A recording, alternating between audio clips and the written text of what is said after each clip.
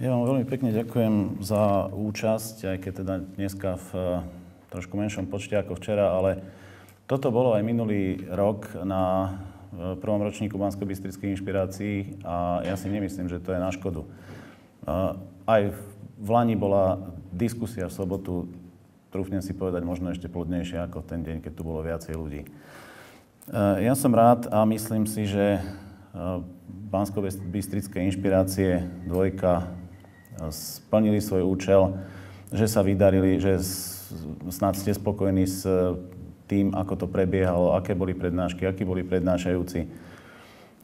Takže verím, že tie inšpirácie si odnesiete aj domov a že budete referovať aj svojim známym ohľadne toho, že existuje tu takáto akcia. Dúfam, že bude existovať aj na budúci rok, ale urobíme všetko preto. A že tá účasť aj na ten ďalší rok bude väčšia, snáď vďaka lepšiemu povedomiu. Čo sme sa tu dozvedeli? Ťažiskovou témou teda bola bezpečnosť pacienta. Snažili sme sa poukázať na rozsah tohto problému a na jeho závažnosť. Snažili sme sa poukázať na rizikovosť medicíny a na to, že tento problém, hoci je zatiaľ braný relatívne na ľahkú váhu v našich podmienkach, tak snáď to tak do budúcnosti a už možno v krátkom čase nebude. To povedomie je vďaka tomu, že my lekári stále máme pocit, že sme niekde inde, že niečo iné je našou povinnosťou, ale mali by sme zostúpiť z toho piedestálu a začať sa venovať aj takýmto veciam, ktoré nám možno prípadajú prízemné. Našou ambíciou je urobiť výstupy z tejto konferencie, aby aj tí, čo tu nie sú, sa k týmto informáciám dostali. Pokúsime sa, čo sa týka bezpečnosti pacienta, zadefinovať nejaké základné a zásadné praktické úlohy, ktoré majú potenciál viesť k reálnym zlepšeniam. Je to hlavne nastavenie organizačného dizajnu poskytovateľov zdravotnej starostlivosti, či už sú to zdravotné zariadenia, alebo sú to privátne praxe súkromných lekárov. Budeme sa zasadzovať o to, aby bolo zavádzané procesuálne riadenie vyššej úrovne, aby sa používali možno tie z našej strany neobľúbené nástroje ako štíhle myslenie, ako Six Sigma, ktoré evidentne slávia úspech v nemocniciach na západe. Aby sa používali nástroje ako Healthcare Failure Mode and Effect Analysis na odhadovanie miery rizika istej činnosti. V prípade, že dôjde k nejakej nežiaducej udalosti, mala by sa používať koreňová analýza, root cause analysis, aby sme zistili, prečo sa to stalo.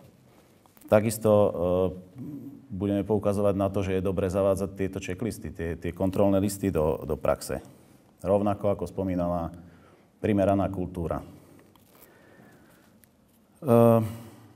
Budem veľmi rád, ak budeme aj naďalej spolupracovať v tejto oblasti a asi taká kľúčová bude zavedenie alebo zvýšenie povedomia o bezpečnosti pacienta v primárnej sfére.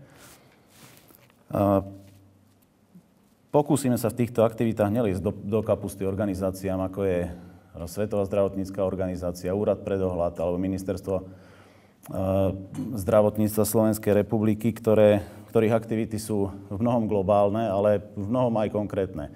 Radi by sme našli v tomto nejakú koordinovanú činnosť a nejakým spôsobom zosúladili aj snáď za pomoci vás a vašich pripomienok svoje kroky. Ďalšou témou boli neefektívne liečebné postupy. Môžem povedať, že Banskobystrické inšpirácie sú snáď jediným takýmto podujatím svojho druhu, ktoré sa zaoberá vôbec pochybnosťami o zavedených diagnosticko-liečebných postupoch a poukazuje snáď asi viac ako na nejaké úspechy, na to, kde robíme chyby a hľadáme z toho východiska. Profesor Leiner poukázal na neefektívne liečebné postupy a predstavil nám tento problém ako v podstate globálny problém. Doktor Frank nám ukázal, ako sa dá zo zdravého človeka urobiť chorý človek. Doktori Janota a Haidt venovali štúdiu tomu, ako mnohokrát vyzerá realita oproti optimizmu alebo cielenému dizajnu štúdií. To sú všetko informácie, ktoré nám dávajú reálnejší obraz o tom, aká tá skutočnosť vlastne je. V bloku o liekovej politike sme sa snažili definovať, aký bol efekt liekového zákona, aký potenciál mala, aký potenciál bude mať prípadná novela, novelizačná aktivita Ministerstva zdravotníctva. Videli sme pohľad na liekovú politiku zo strany lekární, zo strany farmaceutických spoločností aj zo strany poisťovní. Takže ja budem veľmi rád, ak dostaneme od vás spätnú väzbu. V tých brožúrkach, ktoré máte na stoloch, je adresa vždycky, je webová adresa, na ktorej sa dá reagovať na jednotlivé prednášky a k jednotlivým prezentujúcim. A ja by som bol veľmi rád, keby sme od každého z vás mali nejaký ten feedback a mohli veci zlepšiť. Ale aj mne by to pomohlo vlastne nám pri tej záverečnej správe, ktorú sa chystáme zaslať kompetentným. Ja vám chcem ešte raz veľmi pekne poďakovať za účasť a prislúbiť teda tú snahu, aby sme sa tu o rok mohli zísť opäť. Ďakujem veľmi pekne.